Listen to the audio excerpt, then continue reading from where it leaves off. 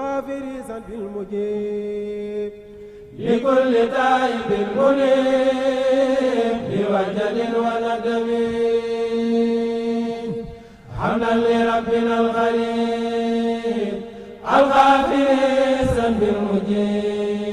bokki julit yi bokki taalibe yi asalaamualeykum wa rahmatullahi taala wa barakaatuhu ci ndigalul cheikh Mouhamadou Lamine Bara Amar xalifab sëriñ Mor Gumba Binta Amar ak ci ndigalul sëriñ Mama Amar xalifab sëriñ May Amar ak njabootug sëriñ May Amar gépp mbokk yi sëriñ Ibrahima Amar Thiat xalifab sëriñ Maam Gumba Amar ak i rakam sëti sëriñ May Amar yi ak mboolem fédération daayira ansaaru diin ñoo am mbégte di leen yëgal bisub seen sëriñ ba bisub seen waajur wa bisub sunu jàmbaar ju màgg ja ki nga xam ne moo njëkk a toog jotaayu sëriñ May Amar di imam Serigne Maam Gumba Amar bis ba nag mbokk yi yemoo ak ñaar fukkeelu fan ak juróom ci weeru tabaski ren mu dëppoo ak ñaar fukki fan ak juróom ci weeru juillet atum 2022 nu koy defee ci kër Serigne May Amar gi nekk ci Mbàkke mbokk yi bis bu tedd bu am solo boobu nag Serigne Ibrahima Amar Thiat ne mi ngi koy yëgal njabootug Serigne Touba Xaadimu Rasuul taalibe murit yi rawatina njabootug Darmanko gi nee na moo ngi ci sàkku seen teewaay bàyyiwul kenn ca bis ba incha allah danañu fa yendoo jàng alxuraanul karim ba tisbaar ñu amali bernde nekkaat ci njàngum alxuraan ak durus xasida yi ba tàkkusaan ñu def fa waxtaan wu am solo sëriñ bi door a ñaan ñu yewee ko ba déwén incha allah mbokk yi kon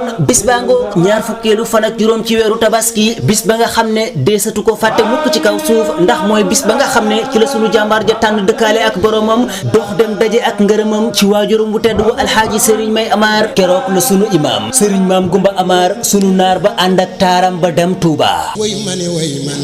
naar ba dem na Touba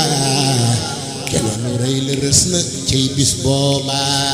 li kay yufaariqa xuyuub taw xudiratika min wajjahtu wajhiya sama laka wabtaqi rasaad minka bijaahi muhtama